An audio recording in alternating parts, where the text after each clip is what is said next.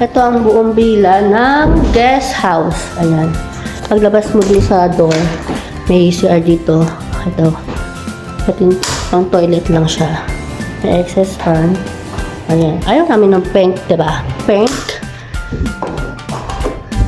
Then, ito yung dining area. Ayan. Ayan siya, guys. Ito, may rep dyan, tsaka freezer. Mini fridge. Then, ito, may room din dito. Ayan siya. Dito pang 2 packs. Ayan. Pwede rin kayo mag-add on. Lalagyan tayo ng isang bed pa. May aircon na din kasama. Then, eto, kung naghanap kayo ng CR dito, hanapin natin. So, ito yung may swimming pool. Kita yung swimming pool dito. Saan ang CR? Secret room. Ayan o. Secret room natin ang CR dito.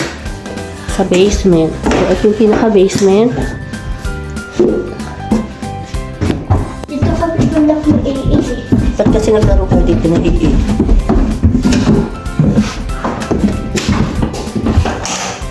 Alam dyan. Yan siya, guys.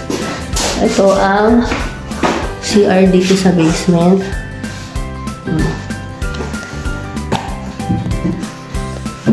And may shower heater na rin. Ayan, toilet. So, pag may guest tayo, lalagyan natin yan ng mga amenities. And curtain pa pala. So, akit na tayo. Then, akit tayo sa second floor. No cut video to. Kaya nakakapagod. Dito lang muna tayo sa guest house. Ito ang guest house sa second floor. Ayan. With 2 packs din siya. Pwede mag-extra bed pag may kasama. Then, kita mo dito yung view ng swimming pool. Ayan lahat. Okay. Hiningal na ako, diba? Then, pakita ko sa inyo yung labas. So, ayan. Bumaba na kami. Pag nandito kayo sa dining room, dining area, ayan, pwede kayong mag-food trip, sound trip. Ayan. Buksan natin ang ilaw. Ayan siya. So, sa labas, ito siya. Ate. Ayan, yun nga, sa labas. Wala yung So, ayan. So, guys, ang pool dito is lagi pong nililinis. Kaya, don't worry. Ano siya? No cut video tayo, ah. Ayan sila ate.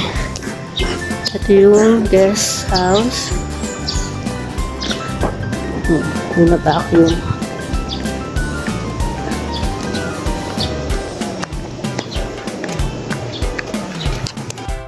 Ayan yung guest house.